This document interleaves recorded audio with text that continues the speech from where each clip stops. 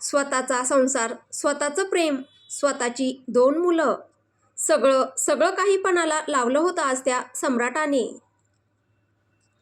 पण काय साध्य करू पाहत होता हे सगळं करून तो?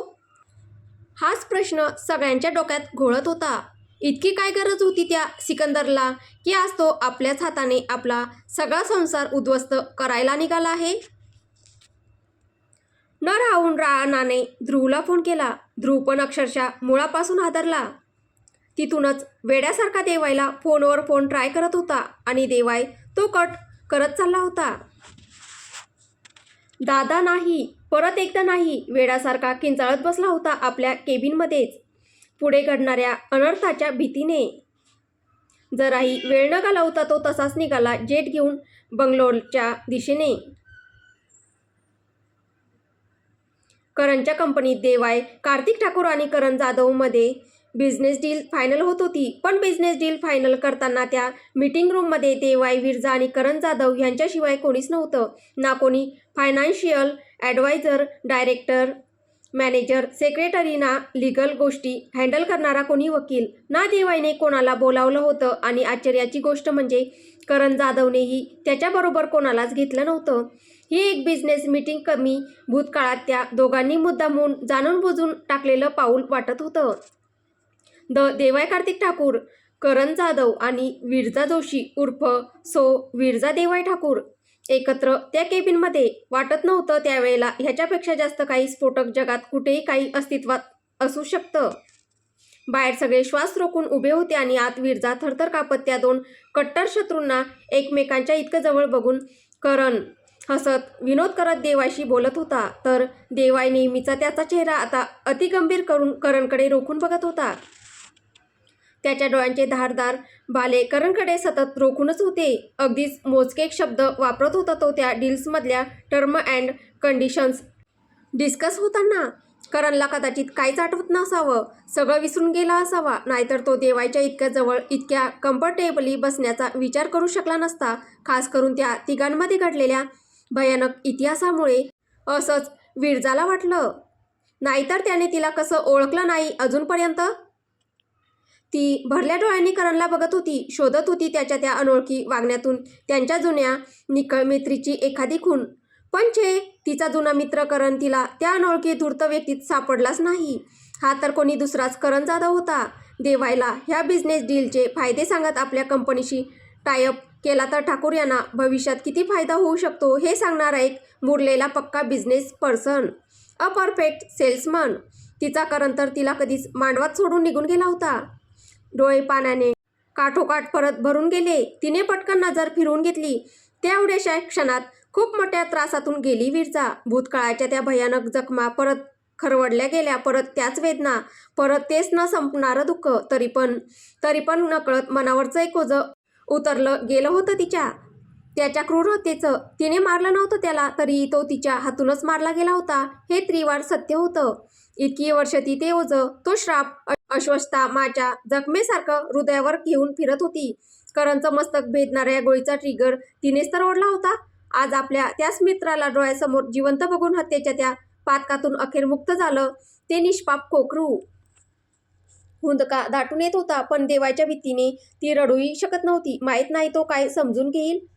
आधीच खूप करून बसली होती ती इतक्या कमी वेळेत, की आता त्या दोघांचं कुठल्या वळणावर येईल तिला कळत नव्हतं. कदाचित ती वरवर शांत दिसणाऱ्या क्षणात मोठ्या मुश्किलीने सावरत आलेला तिचा सगळा संसारच उद्ध्वस्त करून बसली होती. आतल्या आत दाबत चालली होती तिच्या मनात उठलेल्या त्या वादळांना. एकीकडे करण जिवंत असल्याचा आनंद, त्यांचा संसार तुटण्याचं दुःख, तर तिसरीकडे तिच्या लग्नाच्या मंडपात घडलेल्या त्या रक्तरंजित खेळाच्या पुनरावृत्तीची भीती. त्या एका क्षणात किती वेळा मरत जगत तुटत घाबरत होती विरजा जोशी. तिला माहीत. ती जीव मुठीत घेऊन होती आणि एकदाचं हे सगळं आटोपतं याची वाट बघत होती. शेवटी सगळे पेपर साईन झाले. मध्येच एक फोन आला म्हणून देवाय तिथून उठला आणि कॉल घेण्यासाठी केबिनच्या बाहेर गेला. आता केबिनमध्ये फक्त करण आणि विरजाच होते. विरजाने इतका वेळ थरथर कापत खाली ठेवलेली मान वर केली आणि समोर बसलेल्या करणकडे बघत भरल्या स्वरात बोलली, हॅपी बर्थडे करण, वाढदिवसाच्या खूप खूप शुभेच्छा. आणि क्षणभर समोर बसलेला करण पण थरारून गेला. देवाय ठाकूरशी कसंही करून डील करण्यासाठी त्याने स्वतःला इतकं गुंतवून घेतलं होतं की आज त्याचा वाढदिवस आहे हेच तो विसरून गेला होता. पण तिच्या लक्षात होता ती नाही विसरली. त्याला अजून तुटलेल्या हृदयाची तार नकळत कुठेतरी वाजून गेली. नाही म्हणत असताना सुद्धा डोळे पाणावले गेले जिद्दीने. इतक्या वर्षात त्याने त्याचा वाढदिवस कधीच सेलिब्रेट केला नव्हता, कारण सेलिब्रेट करण्यासाठी त्याच्याकडे कुठलं कारणच उरलं नव्हतं. मागचं सगळंच तर विसरून गेला होता तो, आणि आज पहिल्यांदा कुणीतरी त्याला समोरून विश करत होतं, ते पण त्याचा वाढदिवस लक्षात ठेवून. नाही म्हटलं तरी आतमधून खूपच इमोशनल झाला तो. किंचित पाणावलेल्या डोळ्यांनी थोडासा अडखळत त्याने विरजाला प्रश्न केला, मॅम, तुम्हाला कसं माहीत की आज माझा वाढदिवस असतो ते? विरजा आपल्या डोळ्यातून खाली कोसळायलाच आलेले अश्रू कसेबसे आवरत दाटल्या कंठाने अडखळत बोलली, ते तो माझा एक मित्र होता कधी काळी, करण जाधव म्हणून. खूप खूप चांगला, एकदम चांगला. त्याच्याकडे बघत अगदी तुमच्यासारखाच. त्याचं नाव पण करण जाधवच होतं, म्हणून मला वाटलं की कदाचित तुमचा सुद्धा. पुढे बोलूच शकली नाही विरजा, तिथेच थांबली.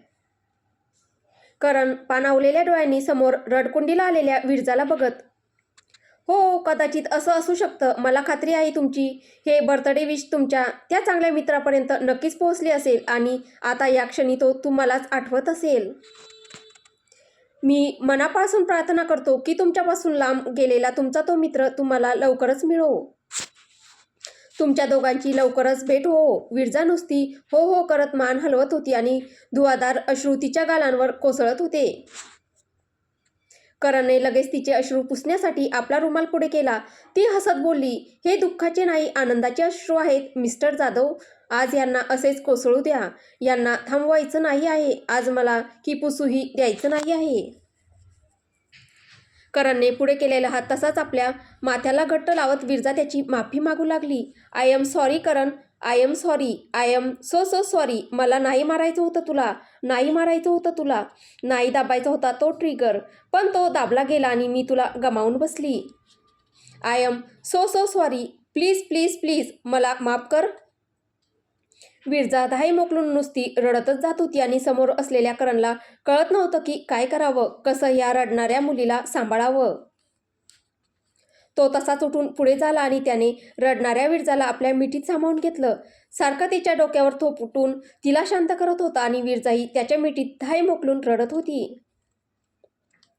जरी काही त्याला आता आठवत नसलं तरी तोच करण होता हे खरं होतं. त्याच्या त्या मिठीत आपल्या सगळ्या गुन्ह्यांची क्षमा मागत होती ती वेडी. करण पण तिला सॉरी बोलत होता, तिची माफी मागत होता मनापासून. का मागत होता, कशासाठी मागत होता, त्यालाच माहीत नव्हतं. एकदम घनघोर रडून झाल्यावर दोघेही मिठीतून वेगळे झाले. तिच्या डोळ्यातले अश्रू हाताने पुसून करणने तिला ग्लासातून पाणी पाजलं. पाणी पिल्यानंतर विरजाला तिच्या मनातलं इतक्या वर्षाचं साठलेलं मळप दूर झाल्यासारखं वाटलं.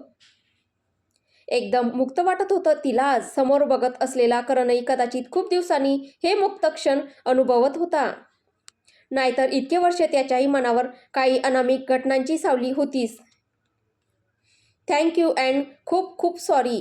ते दोघेही एकमेकांना एकाच वेळी बोलले. पण तेवढ्यात मी लग्न करतोय पुढच्या महिन्यात, करण बोलला, आणि विरजा चमकूनच गेली.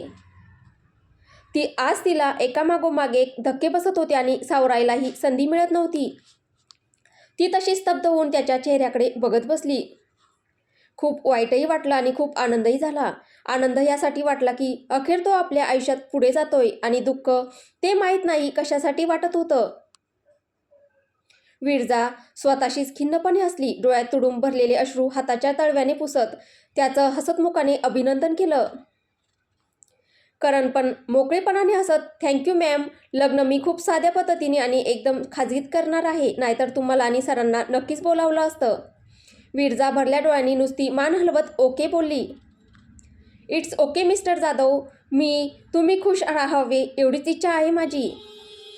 आज मी खरंच खूप खूप खुश आहे. तुमच्या आयुष्यातली ती सगळी सुख तुम्हाला परत मिळावीत, जिचे तुम्ही नेहमीच हक्कदार होता आणि कोणाच्या कमनशिबामुळे तुमच्या आयुष्यातून हिरावून घेतली गेलीत.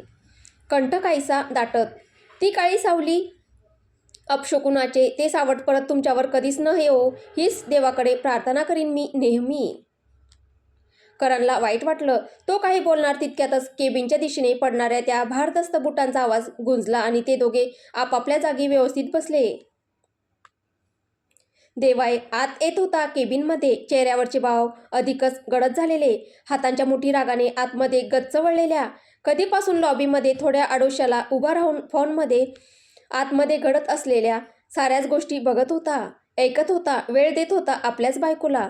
तिच्या कधी काळी होणाऱ्या नवऱ्याबरोबर बोलून तिच्या मनात इतके दिवस साठलेलं दुःख दूर करायचा, जे त्यानेच तिला दिलं होतं, ते पण अतिशय क्रूर पद्धतीने. सगळंच खूप विचित्र होतं त्या तिघांच्या बाबतीत. एक एक गोष्ट अवघड आणि कॉम्प्लिकेटेड. माहीत होतं करणचं त्याच्या बायकोवर एकतर्फी का असेना पण खूप घट्ट प्रेम होतं, तरी पण आज तोही रिस्क घ्यायला तयार झाला होता. तिच्या आयुष्यातले ते सगळीच दुःख त्याला दूर करायची होती, जी केवळ त्याच्यामुळेच तिला काही दोष नसताना भोगावी लागली होती. काळ्या भूतकाळाची ती गडद सावली त्यांच्या आयुष्यातून हटविल्याशिवाय त्यांना त्यांच्या भविष्यकाळाकडे जाताच आलं नसतं. म्हणून मनात अजिबात इच्छा नसताना सुद्धा स्वतःला झुकवून तो सम्राट एकामागून एक ती सगळेच तुटलेले धागे जोडत चालला होता तिच्या आयुष्यातले. त्या तिच्या सगळ्याच लोकांशी तिचं नातं जुळवून देत होता, ज्यांनी त्या दोघांना दूर करण्यात कुठलीही कसर बाकी ठेवली नव्हती. आधी विरजाची आई सुनीताबाई, तिच्या बहिणी, तिच्या कॉलेजचे प्रिन्सिपॉल, बारचा मालक आप्पा रेड्डी आणि आता त्याचा सगळ्यात मोठा शत्रू करण विजय जाधव. फक्त तिच्या खुशीसाठीच तिथेच केबिनमधल्या फुलदाणीत जाता जाता छुपा कॅमेरा लावून गेला होता तो आणि बाहेर उभा राहून करण आणि विरजामधला सगळाच प्रसंग बघत ऐकत होता. काळजावर सपासप वार झाले जेव्हा करणने त्याच्या विरजाला मिठीत घेतला आणि विरजाही गेली. सगळं सहन करत बाहेरच उभा होता तो, केवळ त्याच्या विरजासाठी, नाहीतर एव्हाना तिला स्पर्श करणाऱ्या त्या हरामखोर करण जाधवच्या सावलीलाही त्याने जाळून टाकलं असतं. मनात एकदम तुफान घेऊन रक्त उतरलेल्या लालबडक डोळ्यांनी कधीही कोणत्याही क्षणी त्या समोर बसलेल्या हसतमुख करणचे तुकडे तुकडे करण्यासाठी सज्ज असलेला तो स्वतःला खूपच आवरत होता, शांत करत होता, वारंवार स्वतःला समजावत होता की देवाई नाही, काही वर्षांपूर्वी केलेली तीच चूक परत एकदा करायची नाही, रक्ताचा खेळ परत नाही, तो सुडाचा प्रवास परत नाही. खरंच खूप मुश्किलीने आवरत होता तो स्वतःला. यासाठीच अमित त्याला वारंवार समजावत होता की देव नको परत त्या करणला तुमच्या आयुष्यात आणू. सहन करू शकणार नाही विरजाने त्याच्याकडे एक नजरही बघितलं तर, किंवा त्याची तिच्यावर नुसती सावली पडली तरी. आणि विरजा त्याच्याकडे निघून गेली तर काय करशील? तेव्हा वाटलं की ठीक आहे, त्याच्या विरजाच्या सुखासाठी तो हेही करून जाईन. खूप विश्वास वाटत होता स्वतःच्या प्रेमावर, स्वतःच्या विरजावर. पण आता कळत होतं स्वतःच्या प्रेमाला असं दुसऱ्याच्या मिठीत बघून नुसता धुमसता ज्वालामुखी बनून त्या खुर्चीत बसून होता. डोळे खाली झुकलेले होते, नाहीतर त्यातील पेटत्या लावाने समोर बसलेल्या त्या करण जाधवला कधीच जाळून टाकलं असतं. आपल्या पॅन्टच्या दोन्ही खिशात हात घालून ते कापडी खिसे संतापाने फाडत बसलेल्या देवाच्या आगीची धग एव्हाना बाजूला बसलेल्या विरजा आणि समोर बसलेल्या करणलाही लागत होती. करणने पटकन सगळं आटोपतं घेतलं आणि त्यांना निरोप देऊ लागला. विरजा बाहेर निघून जाऊ लागली. जाताना एकदा तिने वळून करणकडे बघितलं आणि मूकपणेच त्याला बोलली, काळजी घे. तिच्या पाठोपाठ देवाईही निघाला आणि करणही त्याला हसतमुखाने निरोप देऊन केबिनच्या पाठच्या दाराने कंपनीच्या आतल्या अंतर्गत भागात जाऊ लागला. पण तेवढ्यातच करण विजय जाधव, देवाईचा आवाज त्या केबिनमध्ये गुंजला. तो शहंशाह रागात एक एक शब्दांवर भर देत बोलला. ते नाव ओठातून काढताना त्याच्या दातांवर दात जे घासले गेले, त्यांच्या आवाजाने एखाद्या कमकुवत माणसाचं काळीजच तिथे चरकून गेलं असतं. करणही जागीच गोठला. दरवाजाच्या हँडलवर असलेली त्याची पकड अधिकच घट्ट झाली आणि आतापर्यंत त्याच्या चेहऱ्यावर असलेला हसता खेळता अजाणतेपणाचा पडदा झरकन खाली उतरला आणि तो खराखुरा करण विजय जाधव देवाय कार्तिक ठाकूरच्या समोर आला. तर आता पुढे काय होईल हे आपल्याला पुढच्या भागात पाहायला भेटेल. तुम्हाला ही कथा कशी वाटते आहे कमेंटद्वारे नक्की कळवा. कथा आवडत असेल तर व्हिडिओला लाईक करा, शेअर करा. कथेचे पुढील भाग ऐकण्यासाठी आपल्या चॅनलला सबस्क्राईब करा. धन्यवाद.